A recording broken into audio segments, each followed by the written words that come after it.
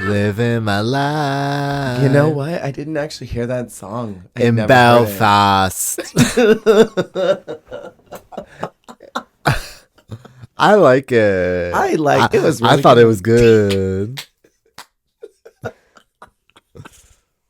Hi, hello everyone. Welcome into That Sounds Gay. My name is Jer, and today's gay sound presented by Jesse is Moo.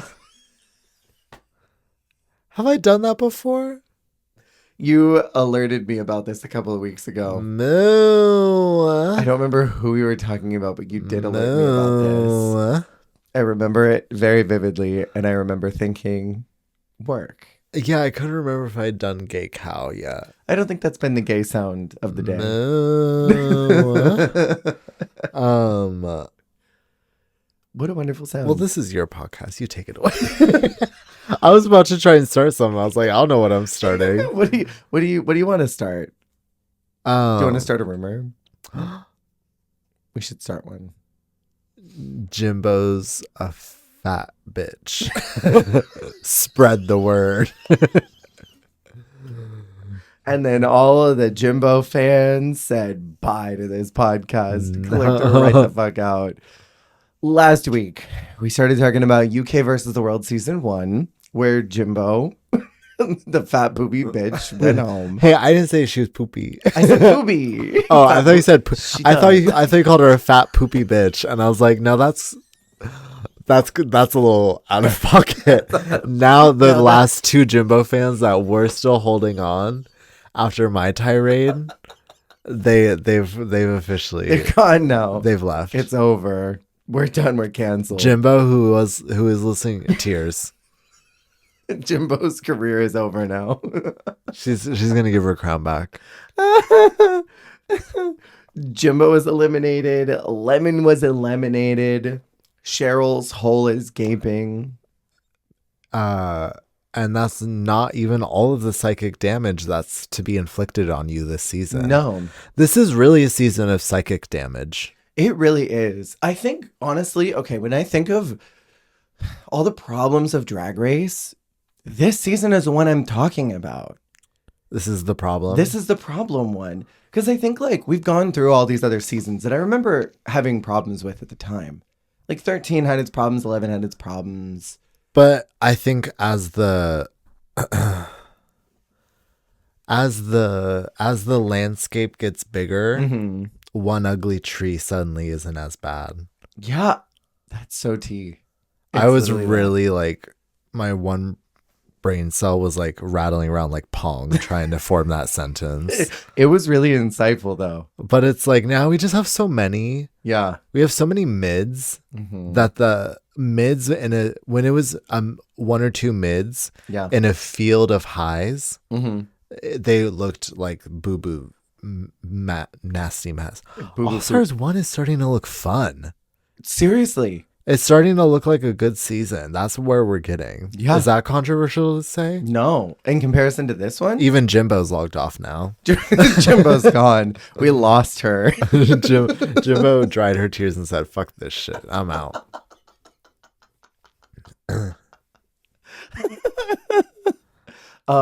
Yeah, no, I think you're spilling because it's like, to bring this metaphor even further, it's like when you have neighbors that have like a really ugly tree, but then they decide that they want to just pull out all the grass and put those rocks in with the succulents. Oh yeah, they're doing the California lawn. Yeah, and it looks uglier. The like white stones, the pebbles. The ugly ones. Yeah, and the like hideous Home Depot succulents. Yes. You know, I think it's that. I think you're truing, and I think that's really the problem.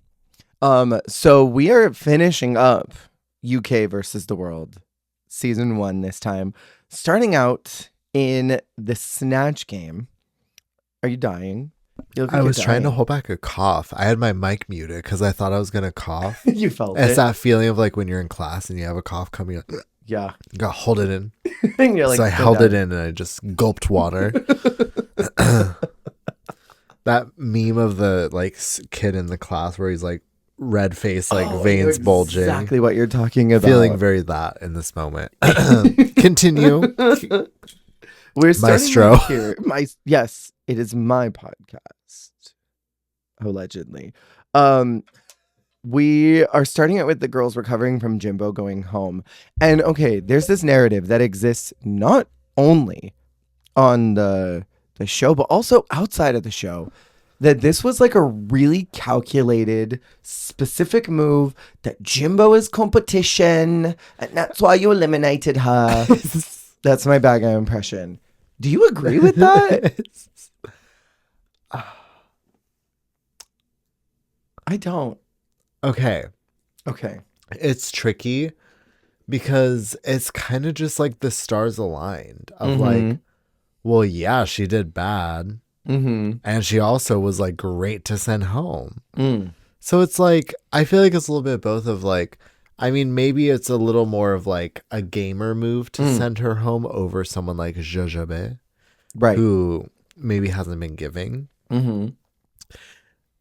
But it's also not out of pocket because she didn't do the best. No, she did quite bad as Dodo. But I think it's just a different, it's a different show.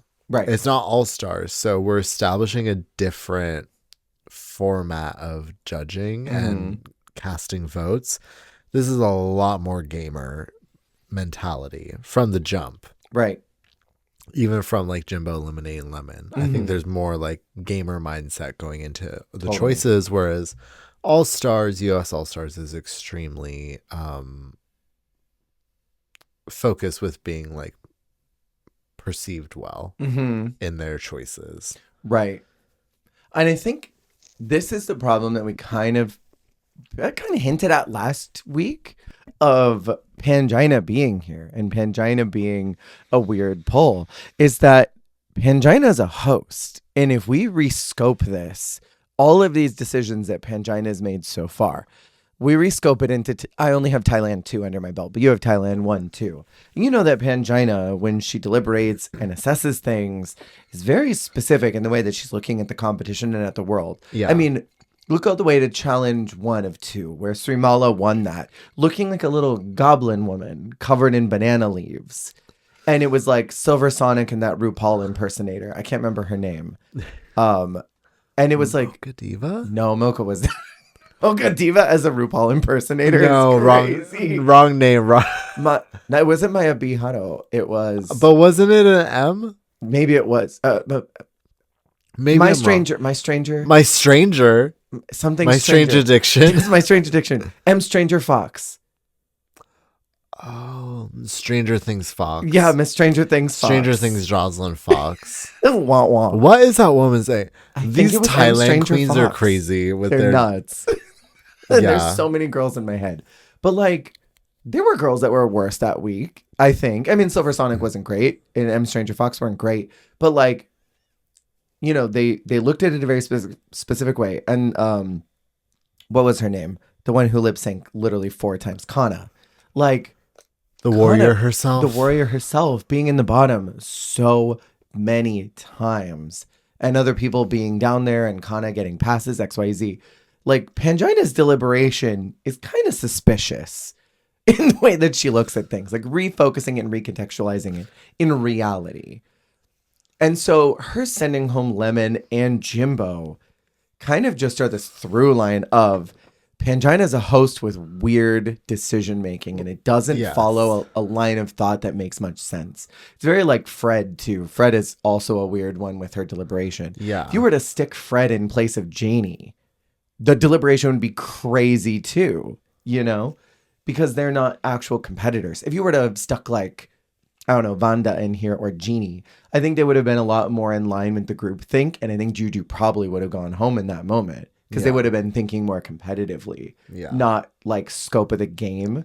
And I can't help but wonder too if Pangina thought like, okay, we're making TV. Is Jimbo giving good TV right now? Yeah. I know Jujubee makes good TV. And if I had to pick between the two of them, I'd rather see what she brings to TV than that one, you know? So I don't know. I think there's a lot of pieces that go into Jimbo in particular's elimination, but I don't think that Pangina was being strategic. You know? I feel like you disagree and you're trying to figure out how to say it. Well, I mean, everything is strategic though, because Sure. like keeping Jimbo and eliminating Jujubee is strategic in a different way. It's strategic to a different audience. Totally. And it's like who you're being strategic for and who you're being strategic against. And I don't know. I mean, she wasn't Naomi about it. Like, I eliminated Jimbo because I wanted to. Right. Like, she had her reasons and she has her perspective. But I mean, at the end of the day, like, you win the lip sync, you earn the right to your decision. Like, yeah, the money's there too, but like, I feel like the money is more of just like a bonus. I feel There's like no money. Really, like, oh, there's no money. We're There's in the no money UK. this This time. isn't. You're lip syncing to eliminate someone. And maybe get to sing with RuPaul someday in a different recording booth. Is that a prize? Is that just more psychic damage? I think that's more damage. Let's ask Blue. I'm gonna call her right now. Check. So check. You got her on speed dial. It's like the race chaser segments where they would call the queen. Call up Tammy Brown. Yeah. And Chanel would be like, hey, can you tell us about this? Literally. But it's just you calling Blue hydrangea. Over and over again. I'm constantly. You ordering cameos? Yeah. Hey, Blue, I have a cameo request. Can you tell me about UK versus the world, please? What I found interesting about this episode in particular is that the editors are using Baga to make us as an audience feel that Pangina is being strategic. And I feel like that's interesting trajectory for her.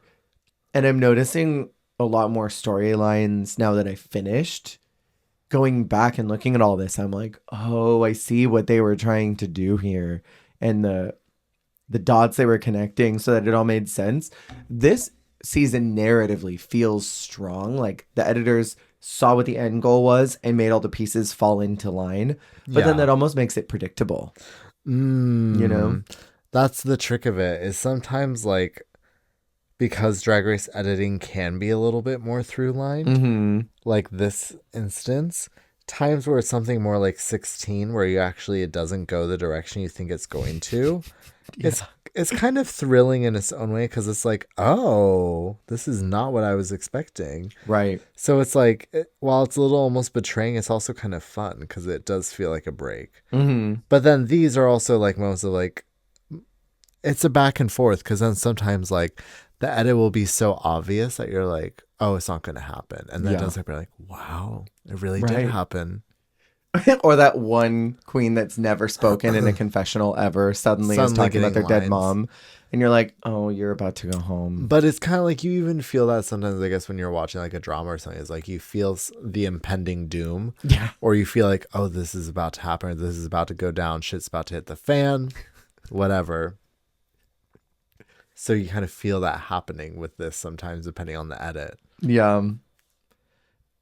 Speaking of Baga, having the villain edit is such a different route. Then we kind of talked about this last week, is that everyone has such a different presence this time around. Like Janie being this like clumsy, non-cunty oaf, Baga So being funny. this like bitch, Blue being kind of mean and hostile, Mo not being very congenial, Juju being so unconfident. I'm like, who are these women? And it's also tricky when an edit is shifted that harshly, because like in the case of Baga, sometimes it feels like what was like highlighted as the qualities to make us fall in love with someone are now being used as tools to dislike them. Yeah. Which is sort of like they're like disconnected from reality, like self-confidence and like just like bubbling through life and just being like fun and like whatever and gobby. Like it went from being like her like an attribute to like a hindrance. But she's also just like presented as such a diva, literally, from day one. And it's fascinating because like, I mean, I feel like her edit was pretty consistent. She felt very much like just like a fun, cute, like sidekick. Insane UK1. Yeah. And this season she felt like a mean villain. Yeah. The antagonizer. I don't even know her. Like I'm trying to think of like it's like the cartoon character that like they were the like the secretary and then they become the CEO. Uh-huh. And you think that they're going to lead the company to good, and then they become the bad one who brings it all down, tears it down. That's to so avenge evil someone. though, because like it's not like Bag is like the devil, but it's just like it's kind of like almost like a bait and switch edit, I guess is what I mean. Is like she's introduced one way in her original season, and this goes for a lot of them, but this time like all of those qualities are being subverted, and we're being presented a completely different like presentation of those qualities from her. So it's just so weird.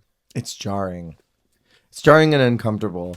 This is honestly where I stopped watching the first time around. So I didn't realize that they did the Snatch Game Family Edition this time around. I thought that was specific to UK versus the world too. So I didn't know this was happening.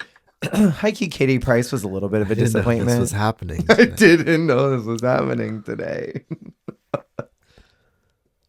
I want to say that before we get into it, during walkthroughs, Rue only remembers Blue's Snatch Game.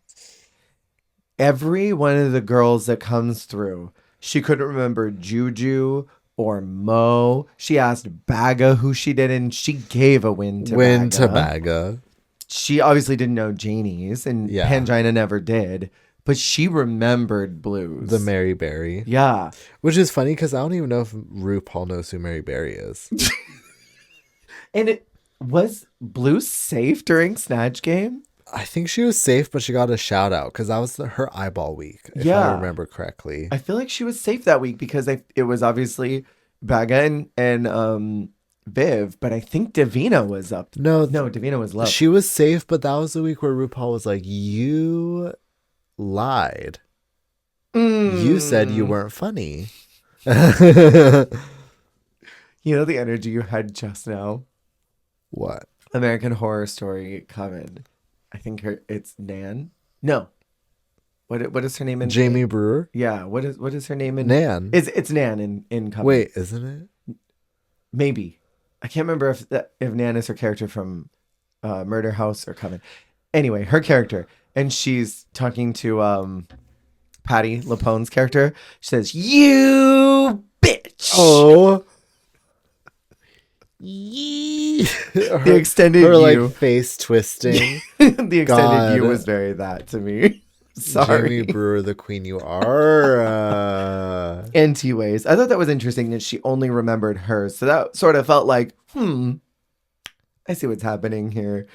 Do you have any major opinions about these characters? Because Baga doing Kathy Bates, I think, was fine. I've never seen Misery, but I did think calling RuPaul, just Paul, was funny. Yeah. And I did think that it was an odd amount of reservation for Baga because she's normally so big. Yeah. But other than that, I thought it was fine. I didn't LOL too hard. Yeah. It was pretty funny. I liked it more than her Margaret Thatcher, actually. I did not like her Margaret Thatcher. Yeah. I thought that Blue was better. And honestly, I think Cheryl knocked that out. Because didn't she do Gemma? I thought Cheryl was so funny in that Snatch game. Yeah, like so I did enjoy this more than her Thatch. Yeah. Her Thatch game. Yeah.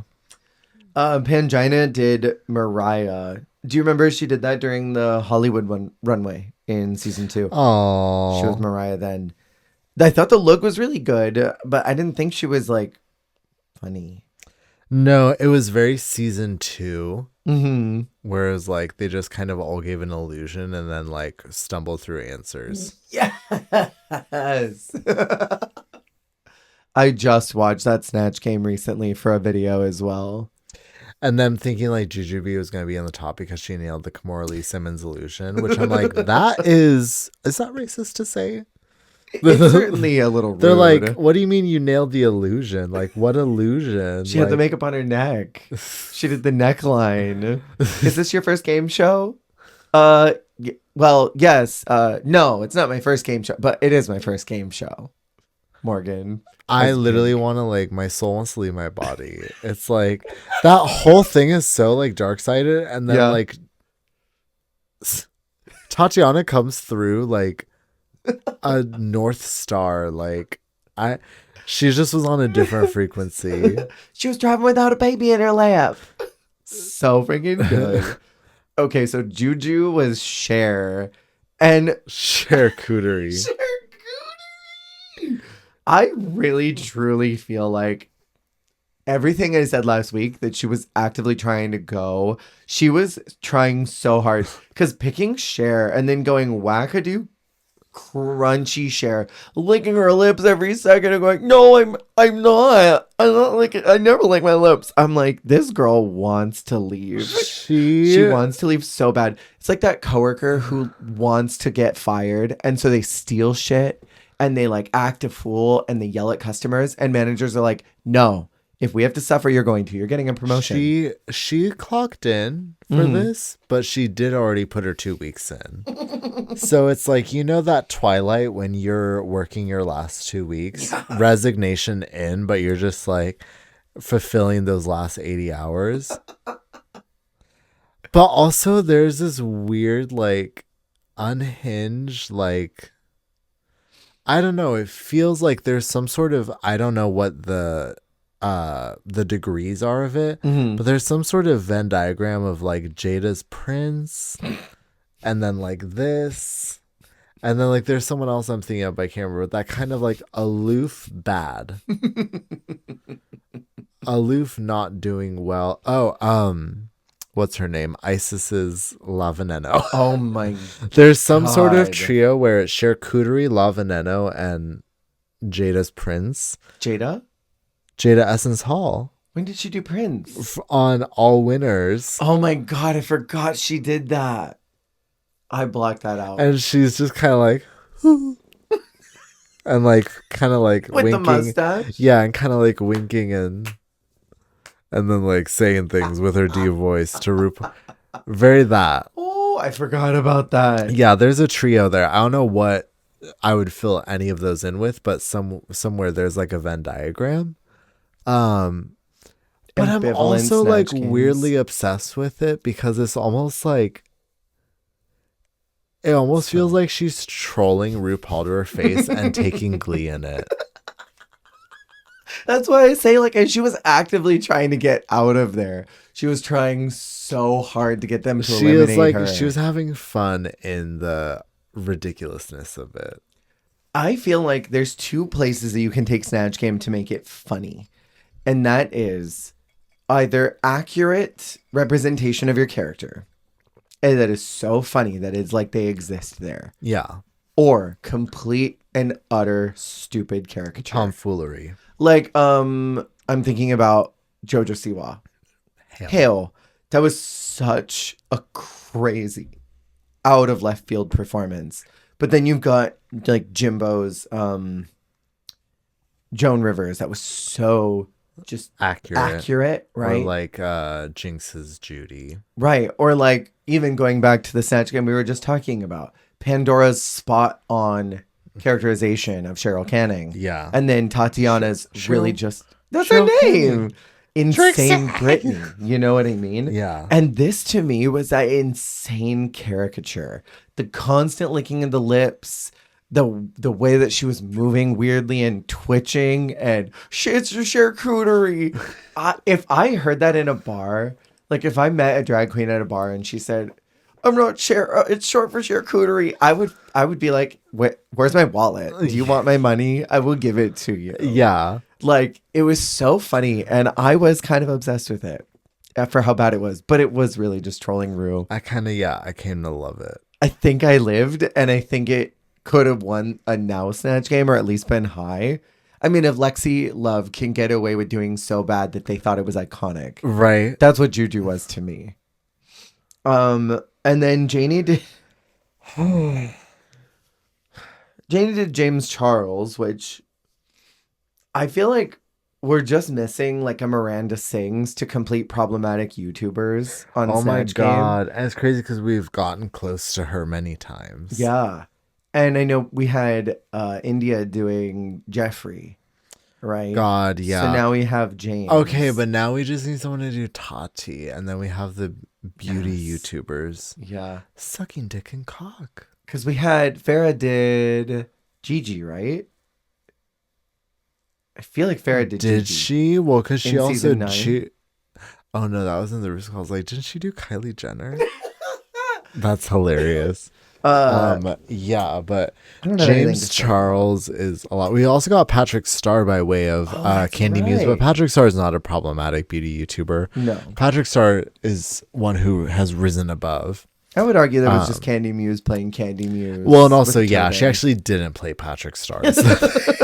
she played herself with a turban.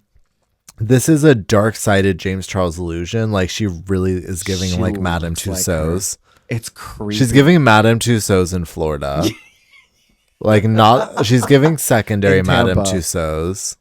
That's crazy. Yeah, the look is so insane because it's accurate. But I mean, it was just... She was going to do something else, and Rue changed her mind. And I didn't appreciate that. But also, like, why would you change your mind to James Charles? Of all people. Something went amiss here. Yeah. Someone was led astray. Someone lied to her several times. She was sick of her shitty dancing. And she's like, I don't want you to be in the top again. I don't want no more of this freestyle dance instruction. Okay. I want to say, Blue's Mike Myers was fine to me. I liked her Mary Berry better. And something that really bothers me, it's like a cardinal sin in Snatch Game, is admitting that you're not the character. Oh. I don't like that. I don't like that shit. You're in your illusion. You stay in your illusion. Yeah. And being like, I don't know, it's not real, baby. I'm like, come on. It feels like a cop-out. Yeah, it was like the La Veneno thing. I'm like, I'm glad you brought up ISIS because that also bothered me. And I'm like, don't tell me that you're not the character. It's like breaking the fourth wall as a joke. Right. And I'm not trying to be like, I take it so seriously and take drawing so seriously. But like, I don't know, when you're doing your illusion, there's nothing more that bothers me than that, you know? Because like, I think there are like tiny little funny beats, like when when Ginger said, well, can I get a match? This is a fake cigarette. Right. It's like a little like tongue in cheek, like none of this is real, but I'm still in character. Yeah. Compared to I am in character breaking character saying I'm not. It's Judy Garland saying, well, it's a set, Rue. Yeah.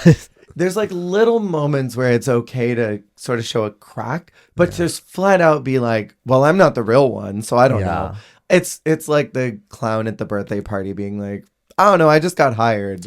Yeah, I just work here. I just work here. Bitch, you're performing a job. Perform. Yeah. I don't know. And then I felt like the baby thing. I thought it was such a weird vocal stim. Oh, I'm baby. Her being like, baby, baby, baby. I always feel like these like vocal stims are called out when they're important and when the person's in the dossier to be in the bottom. But Blue relying on baby was not an issue. And I'm like, cut out that shit. I see what you mean. Where like you could see the critique of Michelle saying like it was baby, baby, baby. Like, yeah, no, I see what you mean. They did that to Jaden, you know, with the vision. How do you feel about two characters? I don't like it. I think it's a cop out, and I did not love it when Bob did it. I hated it when Nina did it, and I really did not like this one because also it's not even the actor. You're playing a character, and there are people that get called out and told you're not allowed to do that. Yeah, you can't do that character on TV. Yeah, and this being just like two different characters from the same piece of media was a lot. My favorite, I want to say it was probably season 2. It's either season 1 or season 2 of Philippines Snatch Game. Might be 2. They do 2 and 1, but these shady cameramen, they're fully cutting to them in between answers, like showing the girl like looking around and then like throwing her wig off and like changing. And like the confessionals of her saying like, well, I thought it was like a good time to like change characters. I'm trying to remember what season that is. If I feel like it's definitely Philippines. Oh But it's like I no. thought it was so funny of like fully dragging her for changing characters midway and like pulling like the illusion away from it completely. Like I thought it was so funny. Cause like Bob doing it was one thing. Like Sure. it also, I don't want to say Bob is the only one who can do it, but Bob's worked perfectly for her because it played into her showboat edit that she was actively building and getting. Sure. Because of course, like Bob did two characters because she wants to do it all. And it made sense with the critiques that Michelle was giving her and the storyline that was building with her and this rivalry with XYZ. Right. But nowadays it's just like, okay, you want to do two characters? Okay, wait for All Stars. Right. Wait for your next season. Put it on your YouTube channel. Put it on put it on Patreon. What else you would have done? Yeah. Put it on the Cameo like Corey's Michael. You know? Did you see the video where she said my pronouns are he? The mental image of her is Michael. Her on the Pennywise bike. Not Pennywise. Was it Jigsaw? The Jigsaw. Jigsaw Michael Jackson. Exactly what you meant. I said, but you knew what I meant. Exactly, it's just like Corey King is literally like a maniac. Say what you want about her her in show run. Her off the show presence has been nothing short of diabolical and blessed and joyous. She is absolutely getting that All Stars 11 call. But I love it. Her and Lydia should have been on the same All Stars if they're not, which is crazy. It is. Well, the rumor is that Lydia's on 10, so who freaking knows? Who knows, man? Last one we have Mo is Billy Porter, which Rue also changed Mo's mind about this. I didn't think it was exceptionally funny, but also I don't think this format is designed to be funny. Yeah, no. I think Billy Porter could have been funnier in either a regular Snatch Game or even Snatch Game of Love. I almost feel like she could have worked this character more in Snatch Game of Love, but yeah.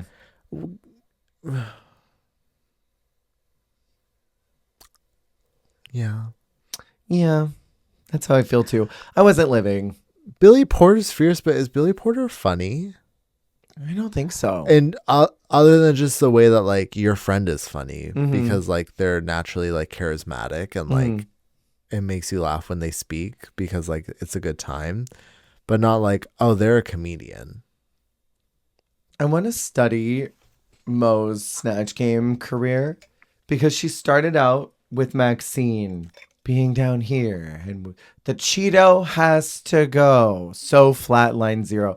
And then she came out as Tiffany Haddish. Is that who it was? And then she was like kind of crazy and then yelling and then getting up and then she was back to normal and then yelling. And then just Billy Porter was just yelling the whole time. Pose.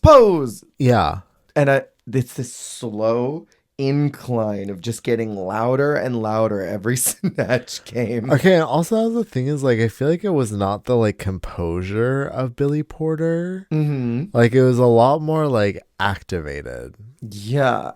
It was Billy Porter emceeing at the ball. And that was it. But if you watch interviews with Billy, they're kind of reserved, well spoken, and they say shady cutting things. Yeah. I don't know how you can take that character and that archetype and transfer that into something of Snatch Game where you have to be exaggerated. Yeah, well, and that's the thing is I think they're, because it's not that they're not funny, but they're funny in a different way than what they were trying to portray them as, because they were trying to portray them as like this loud, boisterous, like almost like say off the cuff, like kind of funny grand gay things, which feels more like a character, like a Ryan Murphy character than like actually Billy Porter. Right. Or it's like, like give me more like clever, like gay human, like who knows what's going on. But like, no, they definitely were just giving more like boisterous. Can I say Billy Porter being transformed into this type of character? It's the same idea as Tiffany New York Pollard being used for the Ross Matthews versus the Ducks. Because Tiffany is just funny in like a quiet, cutting, shady way. When you try to pump up her volume and just make her loud and bombastic, it loses so much of that humor because the humor is in the ambivalence. And also, like, it's tricky because same with New York. New York is funny because New York is funny, and what New York says is funny because it's New York. Yeah. And because she says it like she doesn't care that much that she's saying. Yeah. She's calling Gemma a fat cunt while laying back in an ugly tank top. She's not like yelling and screaming about it. Yeah, she's saying it just like matter of fact to the confessionals. She's and so it's like, unbothered by Gemma that she can rapid fire insult her because she's not bothered by her. Yeah. That's where the humor is. Yeah, and it's like, no, I see what you mean. And it's just like, some of it's just like, she is funny. And it's just, you have to be there. Right. It's such a cop out to say it, but it's very much like that kind of funny is just so like, you have to be there. Totally. And I think Billy's the same way. Billy Porter is one of those people that is just so unbothered by the machine of Hollywood that when they're spouting out silly things, the humor is in the unbotheredness of it all. You know? And I think there's a lot of actors and celebrities that are like that. I think Emma Roberts is a person that's like that. Yeah. I will say, like, on a branding note, I thought it was a clever choice moving into the Mo heart of it all, choosing a non like super femme character and choosing someone that like kind of plays into the like, I'm more than just a female presenting drag queen. Totally. I thought that was kind of an interesting choice, like tying into the branding. So I will give Mo props for that. I would agree with that. And I think it was good branding. Skipping through the workroom, because they just talked about cancel culture, which I really feel like we need to get away from that word. And I think we need to call it what it is. We're cheapening the effect of it by talking about it so much and saying everything is cancel culture. It's holding people accountable to their actions. Exactly. And I think we should really start calling it accountability culture, because that's ultimately what I think it all boils down to. But also, like, I feel like we need to take the word culture out of it. Well, not like we don't need to do anything. Like, this is just my opinion. But I feel like calling it culture, everything is giving people who are against it more basis to feel like it's like a hive mind or something. Oh, totally. Because they're so like, oh, cancel culture. Like, it just feels like a movement, whatever, even though, like, you know, the million moms or whatever, they boycott everything. And that is also cancel culture. But it's just like, regardless, like it is a culture because it is like a group of people who recognize and stand for something. But like, it's become cheapened, unfortunately, because of how the terminology is thrown around and how it's also been adopted and warped by opposing parties. Right. So it's really just like, it's really just people who don't fuck with shit. And like, right. But it's just annoying because it's like, I think also cancel culture is an easy like term or like face to give something of like, it might also be frustration with a sentiment, but that sentiment can be conflated to cancel culture. Yeah. Because, like, you can say, like, oh, I hate that I can't say XYZ. I can't make jokes about XYZ. Because I'll get canceled. Yeah, I hate that I can't make this racist joke. I hate that I can't do this accent anymore. I hate that I can't point out this behavior or this thing anymore. Right. And I can't say why, but he's like, oh, cancel culture. It feels scapegoaty. Yes. What do you think about the Runway category being luck be a lady? What? I'm like, what's happening? Is this like, was Blue like nutting? She had to have been. Like, she. This came feels very stage. Pointed. Your runway feels very pointed right now. It's very like, well, it's very like, did they have like a red, white, and blue runway? Like, right? You know what I mean though? Like, or it's like, I want to know why this for Snatch or it's like came. moose knuckle, you know? Like, I don't know. And they're like, this feels Toronto Pride. Yeah, literally. Boston Tea Party. Queen of the North, yeah. I want to say my standouts are obviously Pangina because she's an event. She is such an event in this look. And Jujubee for being so bad. What is that wig? I only want to point out my top and my bottom because I look at this and I think, okay, I understand kind of what you're going for. And in some world, I think this is interesting on some level. But then she took 2 curly ratty wigs from the bottom of her 10-gallon bins in her storage closet and said, this is fine. Stuck them on her head. Probably didn't even pin them or anything. These are probably stapled or like rubber banded. And she said, I really want to go home. So I'm going to tonight. And then we got this. I don't want to look at it anymore. I was like, I can't even co-sign that. I was like, I have to let this finish. I was like, you were dragging her through the absolute mud. I mean, you're not wrong. Okay, well, first of all, I think it's funny that like this is very much like POV of like the Europeans do Luck of the Irish. Yeah. The Americans. Okay, well, 2 of the Americans do Vegas. There's only 2 Americans. Whoa. I don't know why I thought Pangina was one of the Americans. I mean, she lives in Vegas / LA. Well, 3 people do Vegas. Yeah. And then 1 person does Lucky Cat, which is kind of hilarious. But I do think it's like the shift in perception of like you hear the word luck be a lady. Obviously, as an American, I think like Frank Sinatra. Yeah. I think he's the one that sings that song. Right? Yeah. Luck be a lady. But tonight. I think very like retro, like on the strip. But right. In UK versus the world, I hear Luck be a lady. I also think Luck of the Irish. I think like very like green, like what Baga and Blue did. Mm-hmm. So that's why I meant like Blue's probably nutting because that is like so like tongue in cheek up their alley. Because like Luck of the Irish, I think she even has a line about that in Living My Life. But it is also like this would be a great if it hasn't been a US runway. Mm-hmm. It would have been great for 12 to set up for the Vegas review. But I feel like how do you feel? I feel like I need to see I would like to either see like a personification of like the term luck be a lady or the word luck. Give me a little more of a focal lens. Because like focal point on what you want. Because like, yeah, for me, like Janie's giving me like Hollywood girly luck, not Hollywood, Vegas girly luck be a lady. Mm-hmm.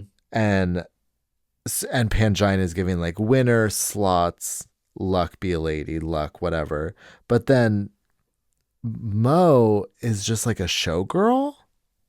Which like is in Vegas, luck be a lady, but that feels a little more of a stretch. She looks like a signboard because remember it lit up and they turned the lights off for her. They didn't turn them off for Ginger Minge, but they turned them off for Mo. They did turn them off for Mo Hart. Do you think catch that? This inspired the All-Star 7 runway? They were Rue saw this soft launch. I need to know what all these girls are going to bring. Because that would have maybe filmed like 3 months after this finished wrapping. Or maybe they're like, hey, we're thinking about doing like a light runway. What if we dim the lights for Mo's and see how that works? Yeah, you know? What do you think, Rue? Do you like that? Do you enjoy that? Our tops are Blue and Baga, and they have to decide who they're gonna send home: Janie, Juju, Mo, or Pangina. Because this week, if you're not in the top, you're in the bottom. Barf. It could have easily been too safe, too bottom. There was no reason to do this. Juju has gone through this twice now, where she's been the unfortunate victim of being in the bottom, like for the whole rest of the season at a certain point. Not charcuterie. Not charcuterie. I think I'm not done dragging tonight. I'm in a certain mood. I understand. I don't know who won Snatch Game season 1 of Thailand, but I truly understand why Tormai and Spicy won their Snatch Games, because Snatch Game is a challenge that Pangina is not good at. So she clearly doesn't recognize. She doesn't understand Snatch Game. She doesn't have the vernacular. Real does not recognize real. No. She thinks that she's great at Snatch Game, but she does not have the vernacular. Someone lied to her several times, and that's why Tormai and Spicy won their Snatch Games. Drag.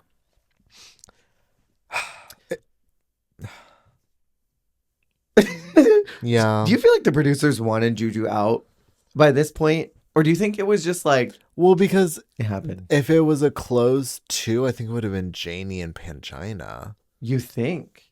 Is that rotted to say? Do you disagree? I thought they were the 2 worst. They were the worst in the Snatch Game, but I think Pangina's look was stronger than Juju's. And I think it maybe would have saved her. That is so valid because it was leagues better. And she dropped coins out of her Puswacha. The Puswacha coins. What's funny is in Untucked, Blue says she's tempted to pick Pangina because she's competition, but she wants to compete against the best and doesn't think she can do it. And she doesn't want to do it. And this ends up coming out later on in the finale where Pangina asks her, like, you told me that you didn't want to and that you weren't going to pick me. And Blue's like, I didn't say that. And Pangina's like, yeah, you kind of did actually tell me that. You kind of did that. You wanted to compete against the best.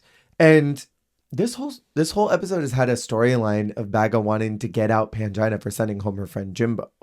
And they both are feeling like Pangina is being sort of duplicitous in her approach to the competition.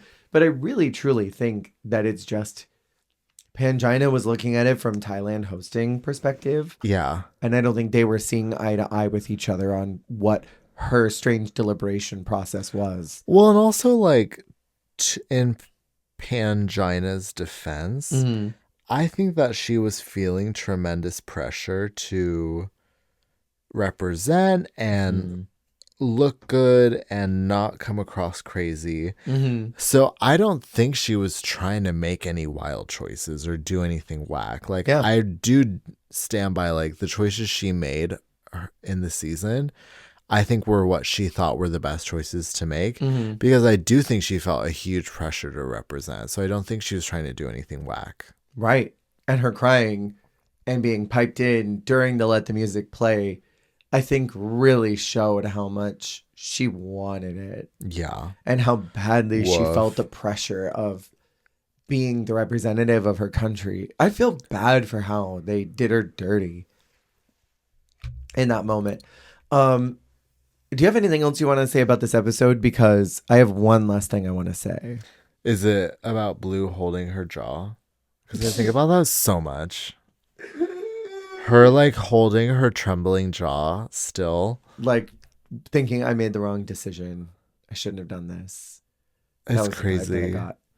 It's very giving like girly couldn't stand on business. She probably went home and cried about that night. She probably saw But like I think about that moment so much where she like reaches for her trembling jaw and like holds it still. That's like so crazy. Yeah. Also Michelle just being like, wow. Pangina literally getting piped in during other times where she clearly was not on set anymore. No, the thing I wanted to say was during the lip sync. I don't think anyone's done this before up until this point, and maybe I'm wrong. Blue does the exhausted waitress.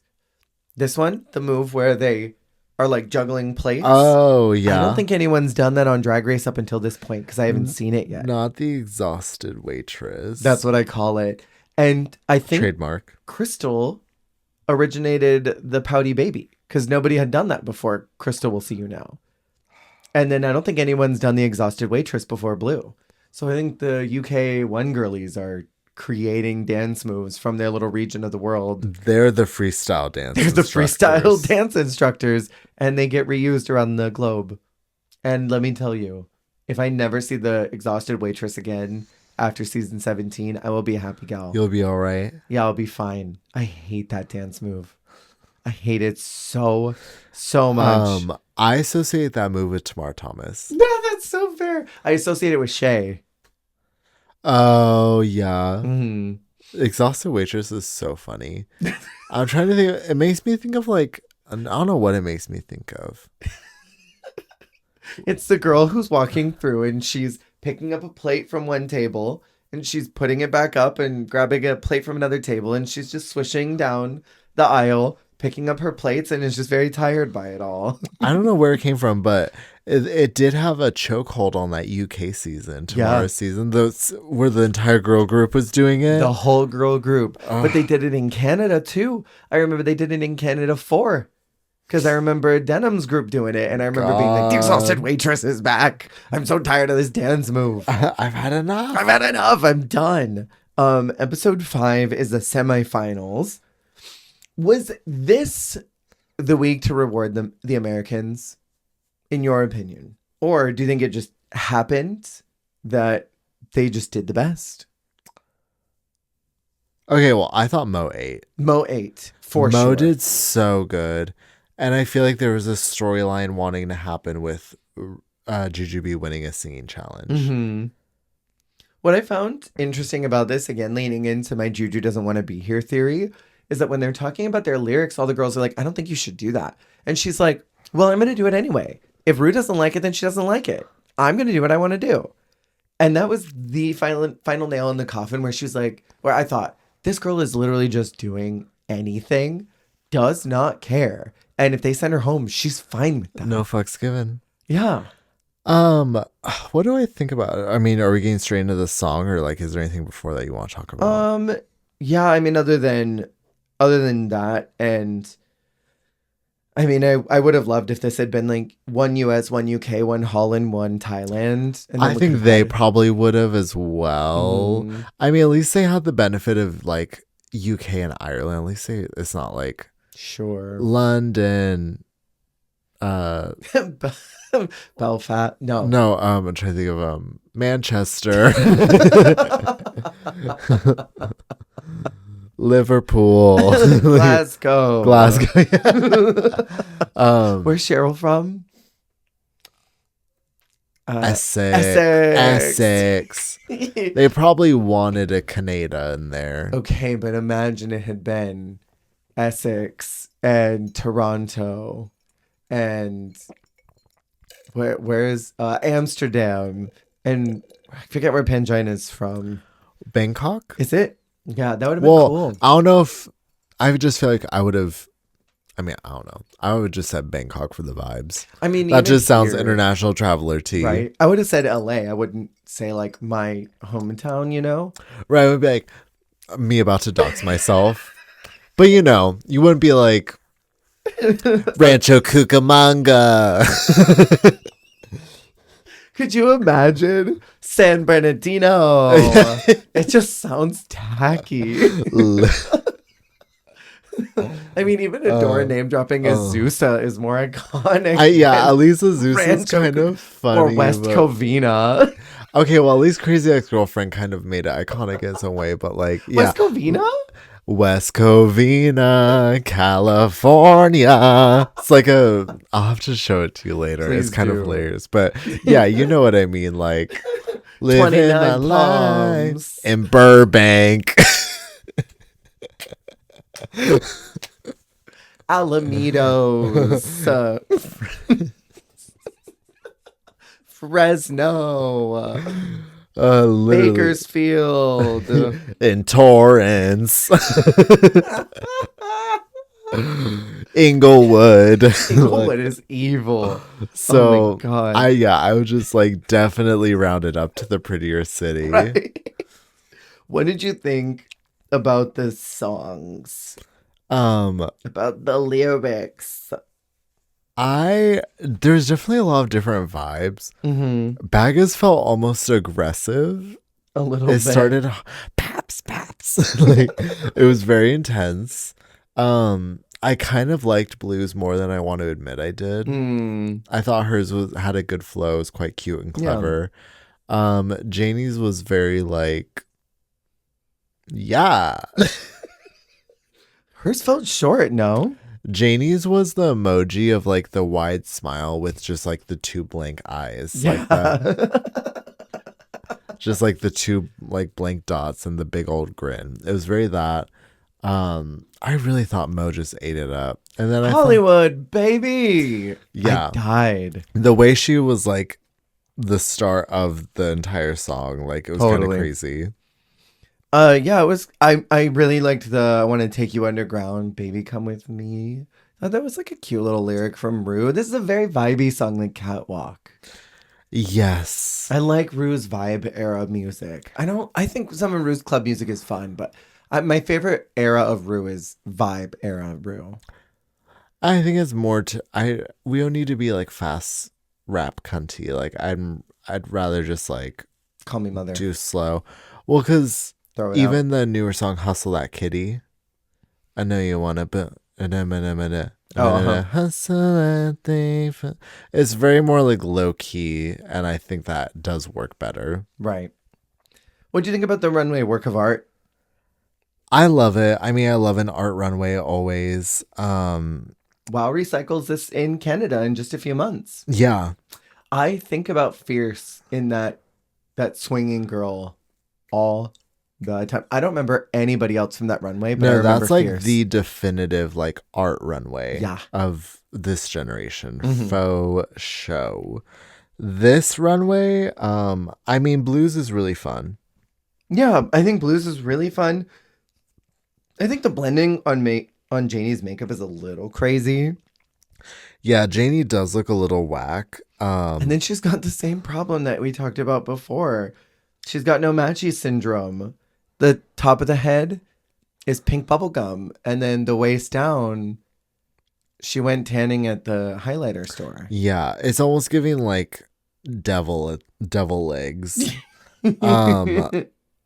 Jujubee looks amazing. God, she looks so good. It doesn't really look artistic to me, but it looks pretty. No, it's not really work of art to me, but she does look gorge. Mo looks like an art installation. Yes. Like she looks like a statue somewhere. Yeah. And then the makeup was everything. Very extremely stylized.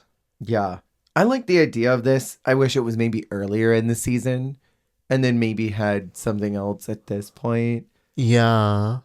Overall, I think Mo was the best, and Mo and Juju are at the top, and they have to decide between Janie, Blue, and Baga. I wonder if there was any thought in the producer's mind that Blue might go home. Because I don't think they had their sightlines on Baga winning the whole thing. Yeah. I think it was maybe between, at this point now that Pangina's gone, I feel like Mo was probably on their sightlines. Yeah. And I don't know if Janie was at this point. I don't think they cared about her at all from here. Yeah. But yeah, it seems like Rue was almost hinting at them, telling them She was to almost get egging Blue them out. on. Yeah, she's like, live by the sword, die by the sword. And I was like, what is this? RuPaul saying eliminate her. I love, and I would have said, if as a not as a cop out, but I could have easily said it if I was a queen in my reasoning. This queen has proven to be unreliable in her decision making, and I don't trust her as a fellow competitor making decisions with eliminations moving forward. So the queen of decide is, and then you name that queen. If you don't agree with her elimination, regardless of if everyone else agrees, I feel you are within reason to say, for your reasoning, that you don't think that they're a sound reason, like decision maker, or you don't agree with their decision making, and you don't want them to be making decisions anymore. Yeah. And that's reason to eliminate them. So for that reason, I think you could eliminate Blue. However, she just won, and I think she did the best of those three in this group. I would have eliminated Baga. I would have too. I feel like I've been shitting on Baga's life this entire podcast, and I hate that because like I have no beef with this woman.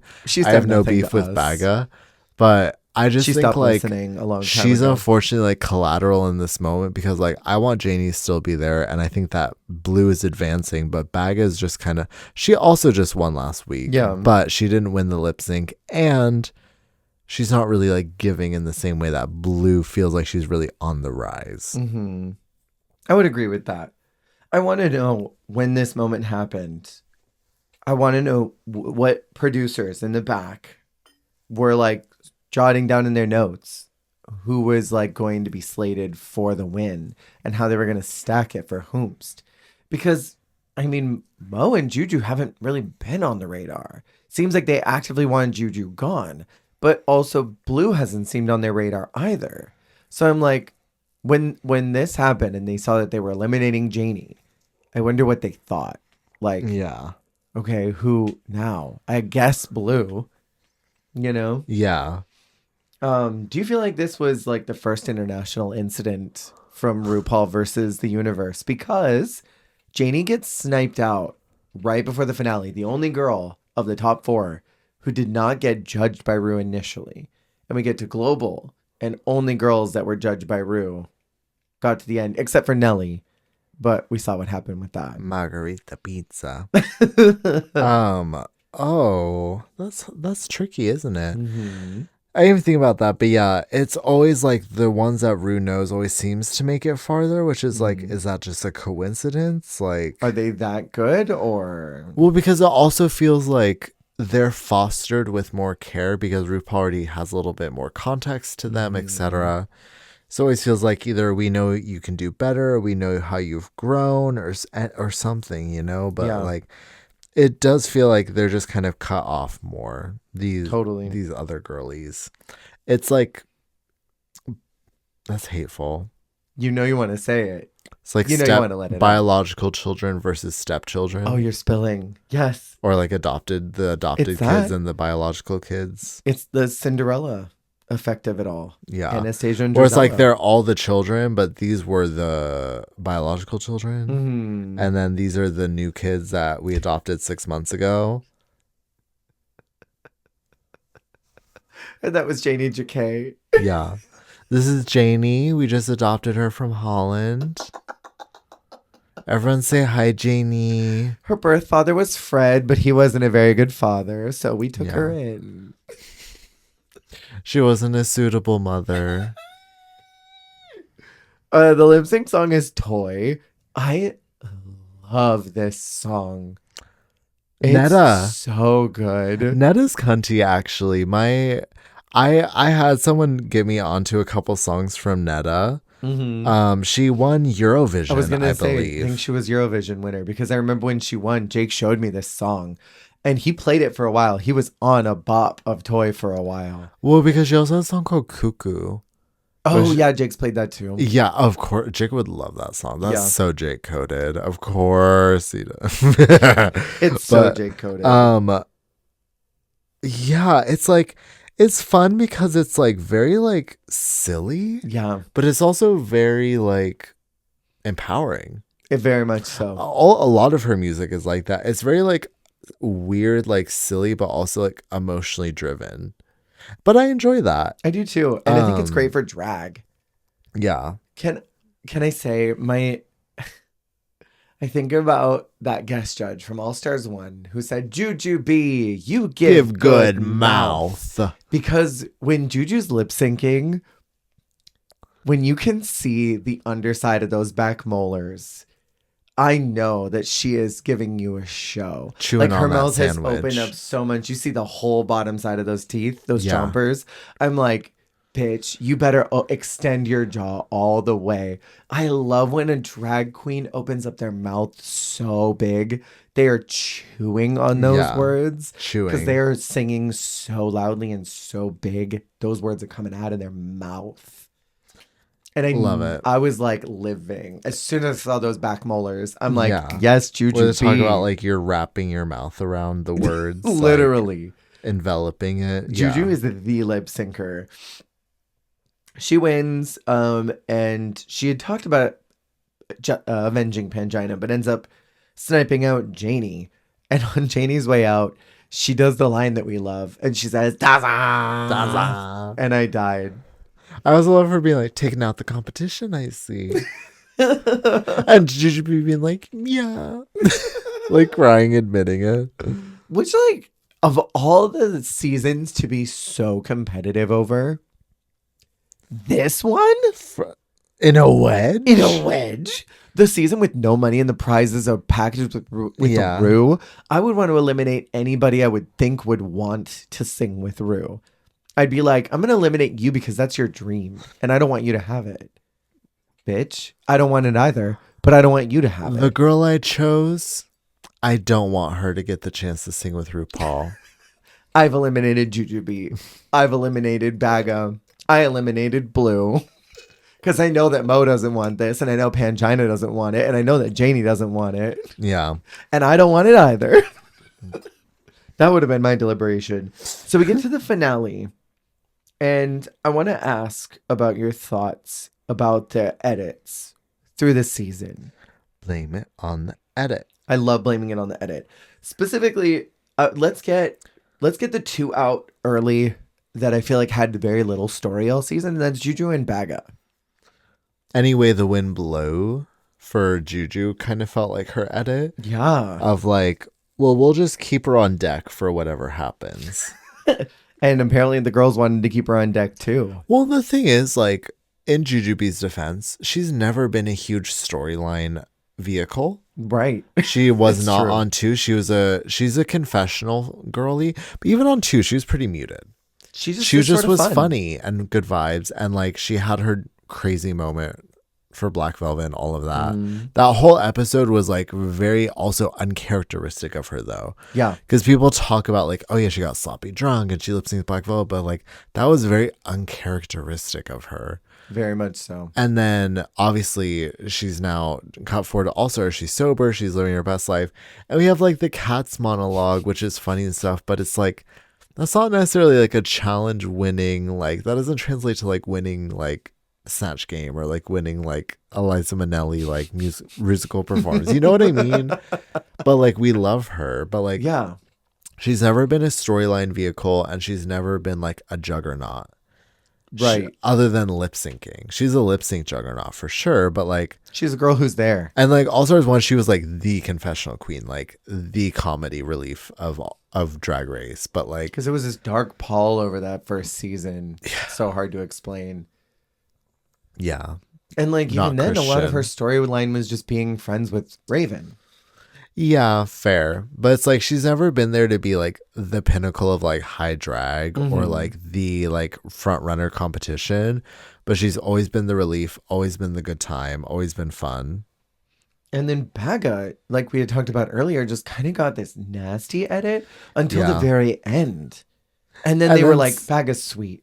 And they're actually like, she's not that bad. Right. It was so left turn out of nowhere. They were like, it was like, when it was the whole group was like, isn't Baga like so rotted? And then everyone became really rotted and like, actually, no, she's not that bad. She's innocent. Right. I have so many questions about her presentation on the show because how did she go from that Rusical episode where everyone hated her and was so mad at her to Jujubee and Mo saying she had that glossy look in her eyes and she just looked so sweet and I couldn't eliminate her.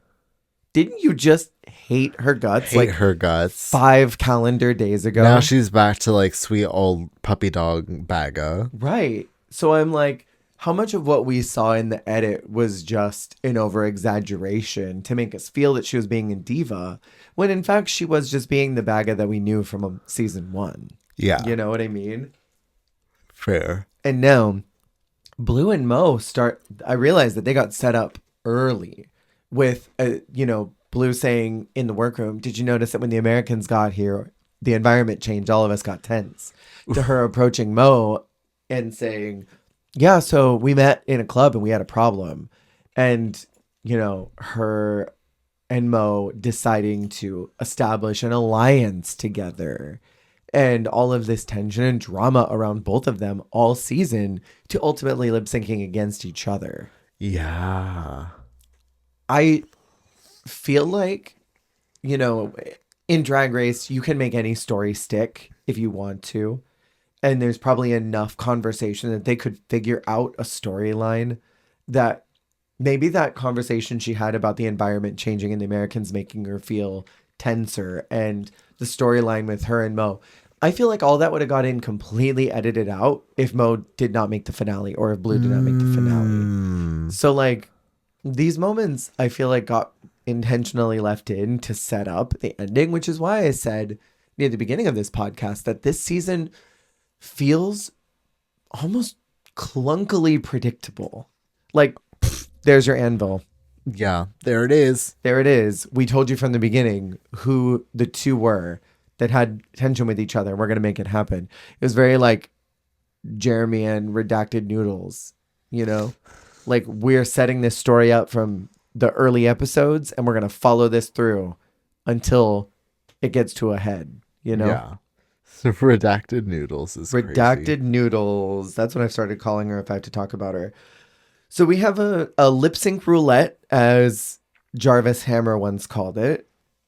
Do you remember that? In Dragula, when they got eliminated and they were like, I'm just not a fan of lip sync roulettes. Oh my god, that's crazy. What kind of deep cut? I'm a psychopath. I remember things that are unimportant. We have also an eliminated Queen Runway. I loved Pangina's Elizabethan look. Yeah, It big was slay. so I mean, hot. honestly, a lot of girls brought the slay Yeah. this week for their finale looks. Because, sometimes, especially nowadays, there's a growing trouble of girlies potentially wanting to preserve their finale looks. Oh, uh-huh. Or their most expensive drag and not be like, fuck, I'm not going to show you my actual finale gown. Right, what if I get as an an all-stars eliminated call? girl? Yeah. So they like kind of phone in their comeback finale Yeah. look. But I feel like everyone looked really good. Before we talk about the lip syncs, Yes. so Janie came out in this. Yes. Can The Megan I be- Schoenbrud of it all. Thank you. I literally saved this photo to be like, that is a Megan Schoenbrud. That's a Megan Schoenbrud original. This is Why tell me, why do I pray? This is the same picture. Can I say, I just love me some Megan Schoenbrud. No, you do. Megan Schoenbrud, baby. I just like Megan was everything to me. She's so like great old school vibes. Yeah. But this is like quintessential like Holland Runway, and I kind of love it. It looked like Megan. And I saw that look and it was like, that was worn by Megan. The It's something I'm telling the you. spirit of Megan Schoenbrud compels you. It did not look like a Janie look at all. Because Janie's looks are very clean and non-cluttered. It's a lot more like campy pageanty for her. I was like, what is this Megan Schoenbrud look? And I almost Love said, it. I almost wrote down Patty Pam Pam, and I was like, that's the wrong queen. I just remember Patty Pam Pam. Oh my god. I remember Patty Pam Pam I all the time. I just saw Patty Pam Pam. I just saw Megan Schoenbrud. So I'm going to be honest, I skipped the judges' critiques because I didn't really care that much. Can I be honest? Yeah. I almost always skip the final episode critiques. Do you? Well, okay, I always skip the photo. Oh, I can't handle the photo. They're like, what would you say to your 15 skip? 15 Yeah, skip. I was 15 watching it skip? with my friend and they're like, are you serious? Like, really? You skip it? I'm like, yeah, are you kidding me? I'm like, this is emotional manipulation. I don't care. Yeah. I will skip it regardless of the season, regardless of how much I cared about it. Mhm. As soon as they pull that photo up, I'm fast forwarding. But also the final episode critiques are just a victory lap of It like literally is. it's literally just a nothing burger of like, you've been at the pinnacle of this and you brought this, and even when this happened, you Right. showed us this. It's like, yeah, it's such a snooze fest. I do like the way that Canada did it in, I think it was Versus the World, where they did the paintings of them. Yes, I watched that. Where it was like, what did it take to get here? Yeah. Show them now. Right. What was this competition like for you? I liked Yeah. that one. There was some tension in Untucked because Jimbo was pissed about Pangina and said that Pangina wasn't listening to her when they were talking. And Yeah. again, I go back to Thailand. Do you remember? I think it was Mocha Diva was like talking and she wasn't being very compelling or anything. But Pangina's sitting there looking like this, squinting, eyebrows furled, staring at her, like making her notes, like making direct eye contact. Yeah. And then like looks over at everybody and just like makes some comment and keeps writing. Like Pangina just has this face when she's listening that she looks pissed off. Like It's giving Silky when she doesn't have her glasses on. yes. I feel like there's just a very distinct lack of Thailand knowledge that went into this season. Like none of those girls watched Thailand. Blue watched Holland because she knew Nepa Nepa Nepa. But I know that she did not know who M Stranger Fox was, or Srimala. Stranger Things Fox. M Stranger Things Fox. Or I almost said Killer Queen, but that's not it. Killer Queen. Killer Queen from Thailand. Kana Warrior or Candy. Like, there's no way that Yeah. any of those girls had watched that season. They didn't know about the Let It Go incident of season 1. You know? And so, like, I just feel like these girls have a fundamental misunderstanding of who Pangina is. Yeah, they don't know her like we know her. Right. Wait. They don't love you like I love you. And I felt like there would be a lot more say that the queens would have, because Rue mentioned at the very beginning that it would be a panel with Rue and the eliminated queens. So I thought they would be able to, like, vote or something. Yeah. I thought they would have some say in it, but they just had Lemon spin All the Stars wheel. 3T or something. I was fully expecting it, the way that Rue presented it. I'm like, why even bring up the eliminated queens then in the panel if they're not a part of the panel? Right? If they're not actually doing anything. I feel like Mo was totally dressed for the occasion of Domino, which her and Baga get. And I love this song. I feel like Jessie J is someone who makes such bangers and does not get sung enough on Drag Race. Okay, can I say? Yeah. Kind of justice for this song, because it could have been performed harder. It was messy. I'm not even like a Jessie J stan. Like, I don't have any of her music saved, but I can recognize this song is so lip syncable. Rock my world until the sunlight. Right away, that guitar into I'm Feeling Sexy and Free. Bitch, yes. That is like such a call to action. Like, come on. That gets me worked up. But the way that it builds and the guitar like speeds up and then the ooh, ooh, ooh comes in and then it speeds up again. Like, it's such a like really good like dynamic building song.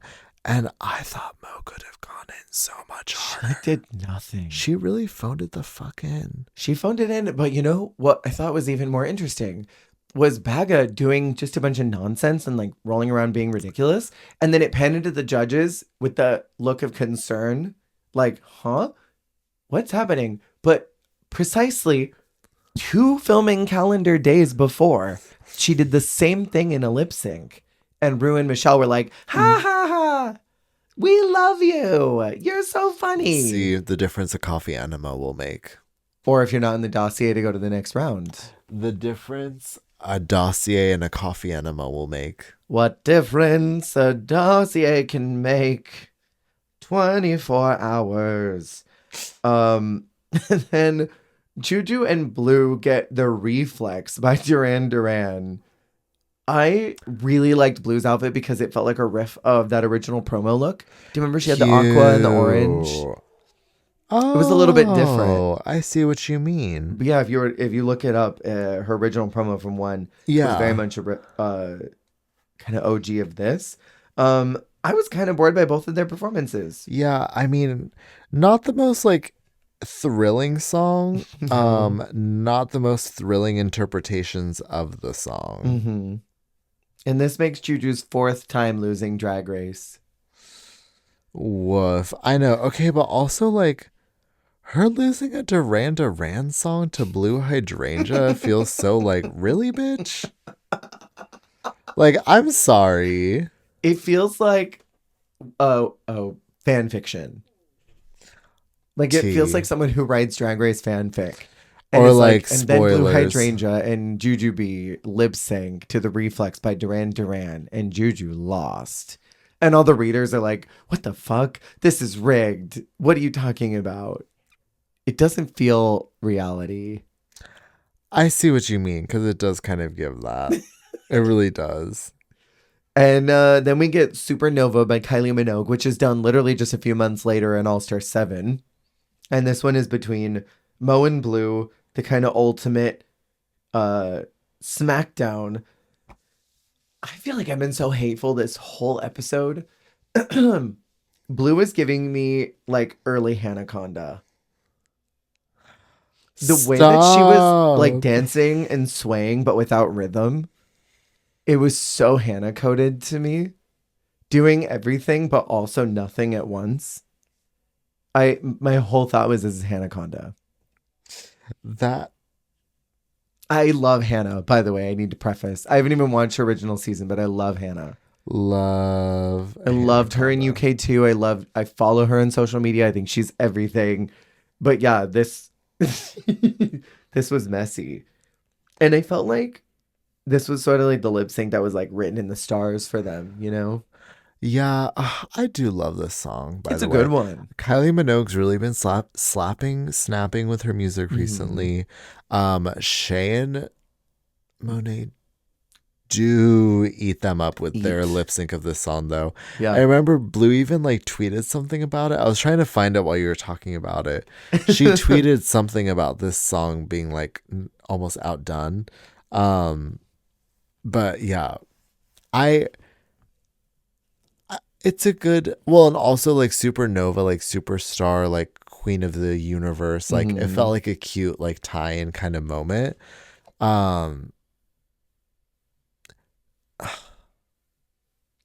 The sigh. I feel like Mo gave more like that random Janet Jackson When I Think of You lip sync against Trinity for Sex and the Kitty Girl. I feel like she gave more effort into that than she did in either of these lip syncs. Yeah, she really did. That random lip sync on a Tuesday. I feel like she gave way more into those. Like, I feel like her, just in general, her All Stars lip syncs, her All Stars 4 lip syncs had way more fire in them than these did. These two both were like, beep, boop, beep, boop, boop, phoned in. Well, and I mentioned last week that I feel like the Americans got dragged into this. Yeah. That they were both forced into it because Drag Me to the UK. Drag Me to the UK. Hollywood, baby. That's their documentary. Drag Me to the UK. I feel like they both didn't want to be here. And I feel like they both expressed that through the whole season. Like such low, unbothered energy. But also, if it was a prize package to sing with RuPaul, I don't think I would give that much either. Well, also, like, one thing I will say is if you feel like, okay, there's only so many opportunities. Nowadays, you get your regular season, you get your All-Stars. If you're lucky, you'll get a Versus the World. And if you're really one of the blessed children, you'll get a second All-Stars. But nowadays, you're lucky to even get that All-Stars call. Right. If you are contractually pulled into one of your only competition opportunities and it is for a non-prize... I'm sorry, but a song with RuPaul is a existing RuPaul song. Yeah. It is a non-prize, so I would feel some type of way about it because in most cases, she probably, I mean, maybe in like 5 years she'll be on another All-Stars. Maybe. But Mo and Jujubee both. This is the last dance for both of them for a while. Last dance. And it's like neither, and like Jujubee already like poured her whole pussy. They both poured their whole pussies into their most recent All-Stars. Didn't win. And now here they're getting pulled into another competition opportunity, which is like, okay, we're obviously never going to be on All-Stars again, or at least not in this decade. And on that, it's not for money. It's not for money. So it's like, I would feel frustrated to an extent if it wasn't like I didn't want to do Versus the World, but I was pulled into doing Versus the World. Yeah. And I'd be like, but I could also, because I also don't know, like, are these girls getting paid per episode like you do in the US? I don't think they do. Maybe they do, but I can't remember if the UK girls get paid. Yeah, because I'd be like, I could be waiting until my next US All-Stars call when I'm getting paid per episode and I'm winning money per episode win. I'm getting money for winning mini challenges. I'm getting money for winning maxi challenges. I'm getting money for winning lip syncs. Like, and probably there's going to be a secondary prize at the end where Anastasia gives everyone 10K for some reason. Exactly. Where it's like, you get none of that. Nothing.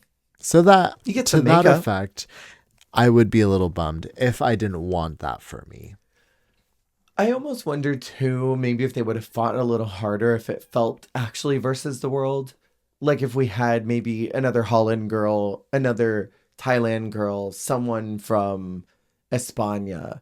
you know? Yeah. Someone or two from down under. Like if it had truly felt like versus the world. Because I feel like even in 2, scrolling forward, Scarlett isn't giving that much to the competition. But I feel like she's trying a little bit harder because she is the one US representative that's left after Mayhem's gone. So she does try a little bit harder than everyone else. Tia is trying a little bit harder because she sees that her competition is Gothy, Choriza, and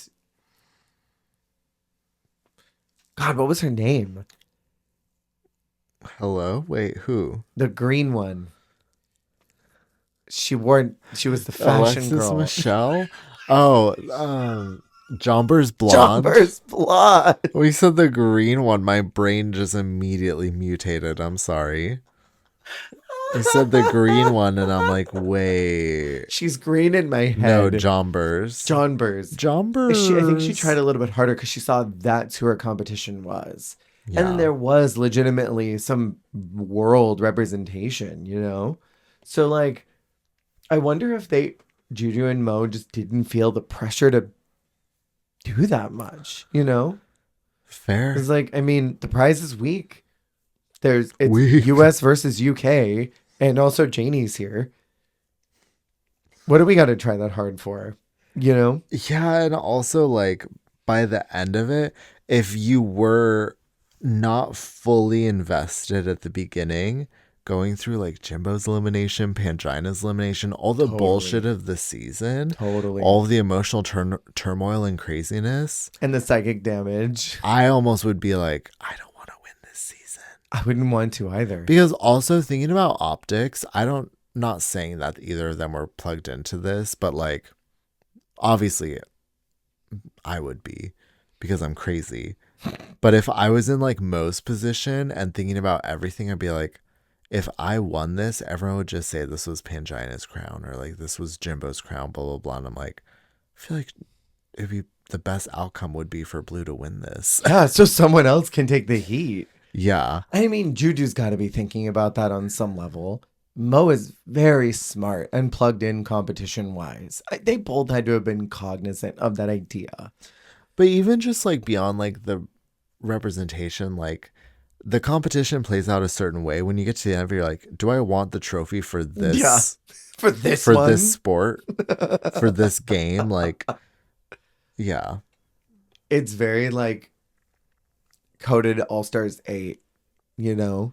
Like, I don't know if I want to win this one. I don't know if I want to. I'm going to go home, I think. I'm just going to quit. Yeah, I think I'm just going to go. RuPaul being like, you can't all leave. So you all have to stay. What if they all did, though? I think about that alternate universe. I would kind of love that. And then the show got canceled and they had to refilm it with a new group. Could you imagine the spoiler mess of it all where it's like... all the girls get out of their NDA, share that they filmed half a season, and they all walked out at the once. Reddit spoilers start coming out of like All Stars 8 filming halfway through and all the girls quit. Like more tea to come. Like Bussy Queen would have had a field day with that one. Oh my god, not Bus. Bus and Mira, they would have totally just lost their minds. All right, Blue wins the whole thing. She's a winner. She's a winner. She's a winner, baby. You know, I think about that face crack when she found out that the winner of 2 was going to win, what was it, like 50K?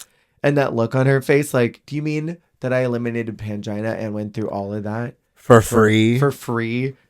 And now they're getting money. And there were no controversial eliminations this season other than Jombers, who really felt like she should have won the whole thing. Really, right, literally. I know season 2 being so much more like PG and like less emotionally damaging, and they get a cash prize, right? Whereas 1 was literally like pain from day one. From the moment RuPaul came down in that cherry picker, it was like Saw. Like she had to like cut off limbs with like rusty blades to get through. Do you want to play a game? Yeah. And Blue's like, no, please. Literally. I don't want to anymore. Share. Judy B. Share. No, I don't want. No, I'm not doing that.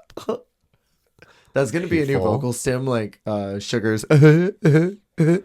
It's gonna be the same thing for me. Controversial opinions about UK versus the world one. Any. Mine, I still stand by it, and I know I'm a crazy girl, and I don't care. Cheryl was top 3 at the ball. That is actually so crazy and so I know. controversial, and I love that you're standing on I'm business. standing with on it. business. I looked at it again, and I looked at it with my Christian eyes, and I took a nap, and I woke up again, and I looked at it, and I said, I'm gonna eat a Cheez-It, and I ate God snacks. You did the me and you fell asleep and revisited it, but your opinion didn't change. It didn't change at all. I like came back and I looked at it and I said, no, this Maria is good. This biker is good. And the silhouette that she constructed is clean and the colors are nice. Top 3. She made it nice. It's so hard to have controversial opinions about a controversial season, isn't it? It really is. The season already just played out in such an unexpected way. I feel like so many of the sentiments I feel are a lot of what is shared. Yeah. But also like It's shared. Like that's not a controversial opinion. So I was gonna say like, okay, in your mind, like Pangina's the winner of this season. Yeah. So I actually did a rewrite of the whole season and rejudging it. And my top 4, I'm a crazy girl, was Lemon, Cheryl, Pangina, Mo. And Pangina won the whole thing. Because I think there's like the two camps, and there's the people who either felt this was Jimbo's season, and the people who that's not necessarily a controversial scene, but I guess that's my leaving opinion. Is like I feel like there's the people who either feel like obviously it's Blue's season, she won, or the people who either felt like this was Jimbo's season, or this was Pangina's season. Yeah. Everyone agrees this was someone's season, but not Blue's. But it's like which camp were they? The Jim? It was the Jimbo was robbed camp, or the Pangina was robbed, or the camp? Janie was robbed. They're Janie campers. If you are, call me. Hi. I will say my last controversial opinion. How do I say this without upsetting people?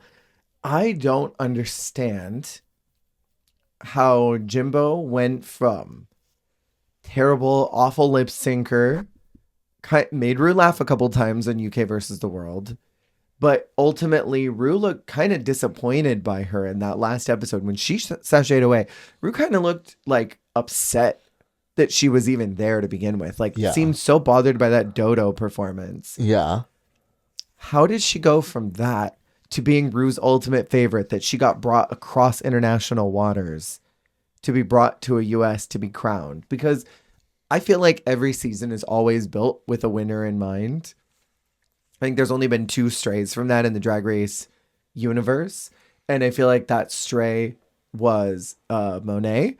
And I feel like the other stray was Kylie. I don't think Monet was slated to win 4. I think they just did it because it was like, well, she did objectively good. And optic wise, things are not looking good for us. So I think that kind of, and we talked about that in 4. And I don't think Kylie was slated to win All-Star 6. I think Ginger was, or Ginger or Raja. And I think Kylie just turned it out so fiercely through the whole competition that they were like, we can't not crown her.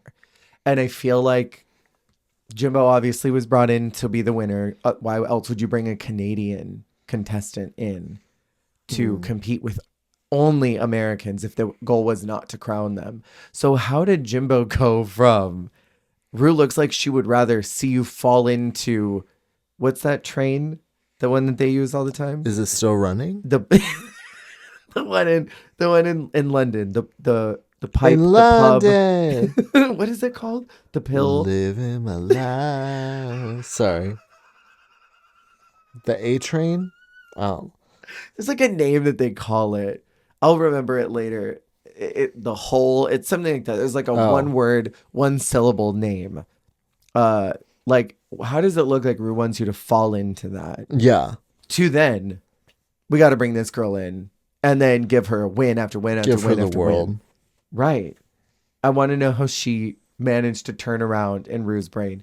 Did the season wrap, Rue was pissed, and then watched that first episode with the ham throwing and was like, why did I send her home? Yeah. I shouldn't have done that. It's like a boyfriend like hitting her up after, like, baby, I was crazy. I don't know what. Yeah. I don't know what I was thinking, baby. You're the one I want. You're everything I ever needed. You know what I mean, though? I want to know how she turned that around, because there are plenty of girls who I think did great, who get a call back for All Stars, and they just are like Flopzilla. Yeah. Like, I don't want to play with you anymore. Don't look at me. Done with you. Done with you, bitch. You know what I mean? It's tea, though. It's tea. Yeah. We did have one listener question this week. UK versus the world doesn't seem entirely very popular. It was basically something we had already talked about earlier today, but it was asking about essentially the strategy of the elimination of Jimbo / the elimination of Pangina. Yeah. I still hold that I don't think Pangina was being strategic, but I think Blue was. Let's talk about it. Yeah. Okay. Well, and I hold by everything is strategic in different ways, because there's strategic to the game. There's strategic to how you're perceived by the judges. There's strategic to how you're perceived by the audience. And I think that every choice is strategic for the most part. And like most of the US All-Stars girlies are making choices that are strategic to their audience perception. Sure. Whereas, okay, 2 is funny because 2 almost feels like they're doing more like judging, appeasing to the judging. Totally. And like what, like almost like we think you would have chosen this, so this is what we're choosing. And then it kind of morphs into their own opinions, whatever. But nowadays, I feel like the norm is very much just like, it is what is the most strategic to my optics, how I'll be perceived, what would be best for me moving forward, branding, etc. And etc. She's a glamour bug bitch, etc. Serving hard like Federa. I feel like every choice obviously has some sort of like strategy or methodology behind it, and I stand by what I said with Pangina is like, she had immense weight on her shoulders and she was not choosing crazy. And I think her strategy was to make the choice that she felt she could stand on, because she knew she had to represent herself. She had to represent her country. She had to represent her franchise, and she didn't want to be like acting crazy or acting a fool. So I think for her, that was the decision she could stand on and defend the most. Sure. Whereas like with Jimbo, like her choices, like you can't really tell what her strategy was, because like her explanations weren't explaining. No. So it's hard to kind of gauge what her strategy or what her optics were, or what she was playing with, or if she's just kind of going off feel. Jimbo to me very much came off like the exact girl that we saw during the your wig line looks like barf.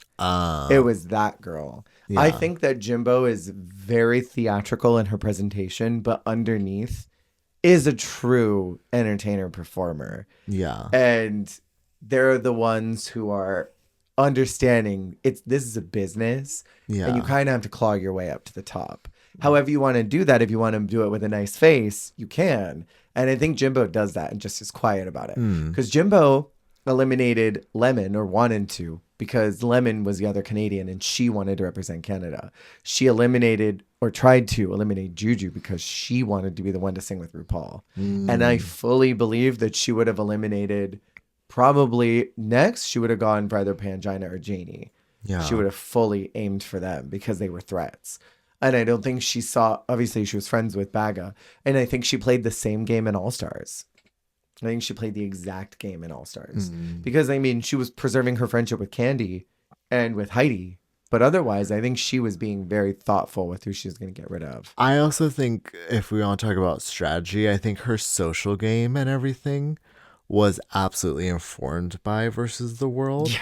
Because I think not only seeing her own missteps, but seeing everyone else's missteps in Versus the World and being a accessory to it all, I think greatly informed how she moved and operated in All Stars 8. So if we want to talk about strategy, like, I feel like there's also like the learned strategy of like seeing like girls who have been there multiple times, because there's like also different things that inform it, because there's like there's the strategy of a girl who's new to the game, just thinking of what she thinks the fans are going to perceive it, how she thinks the judges are going to perceive it, versus the strategy of a veteran who knows how the game operates and knows what needs to be done. So you did what needed to be done. This was definitely a lot more like people kind of making decisions for the first time to the severity and being like, well, let's see. Yeah. Fascinating her growth, though, I will say, between these two seasons. But for sure. I think those are my only controversial thoughts. I think in another universe, I think it would have been Pangina. And I remember last week being like, you think it would have been? Because I wasn't sure if producers would have allowed it. But I mean, I can't think of anybody else. You know? Although, if this was a different group, you know, there were other people here, maybe the stars would have aligned differently. You know, there's an alternate universe where she was living her life in Thailand and she won that music challenge and she just slayed the whole season. There is another universe, A Life in Thailand, where Pangina didn't go to UK, got back with art, and filmed a proper Thailand 3, a good Thailand 3, and someone else won that Thailand 3. Wow. And then Frankie Wonga would have won Thailand 4. Wow. Bold. Yeah, probably. Anyway, we are finally done with this hellscape of a season. Wow, we did it. 2 episodes. 2. They were longer, but we did it. Next, España 2. I'm so ready. I'm going to be so clocked in. Okay. Can I say really quick, because I watched episode 1 and I won't say too much. A lot of these girls feel like archetypes of girls I've already met. And I don't know what that is. And I'm trying really hard not to compare already. But like Samantha is like Abby OMG and Poopy Poison had a baby. You're not ready for Samantha Valentine. I already am not. You're not ready for Samantha Valentine's. I'm already not. What happened? Come on, what happened? And I'm loving Marina. I love Marina. Oh my God, already. Marina. And Sharon. I mean, Sharon is iconic. Marina is everything. My favorite is Jariji Dirklee. I really love cool. Jariji so much. I also love Onyx. I also love, and I'm so glad you texted me that you love Venedita. I love Venedita Von Dash so much, and I think that she's extremely slept on because I don't hear enough people talk about Venedita. I would die for her. I think she's so dope. I'm excited to talk about the episodes because I'm only on 1 right now, and I'm going to be so upfront. I'm not spoiling the season because I don't know who wins. Yeah. I know that Jariji goes to do España All-Stars. So I know that Jariji doesn't win. Fair. And that's all I know. I'm intentionally avoiding spoilers so hard because I don't want to know anything. I want to go in so blind and just enjoy it.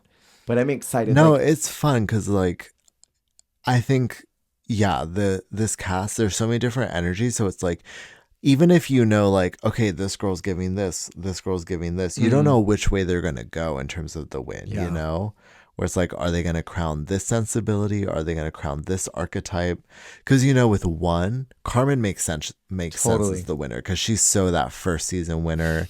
She's establishing like a brand. Yeah.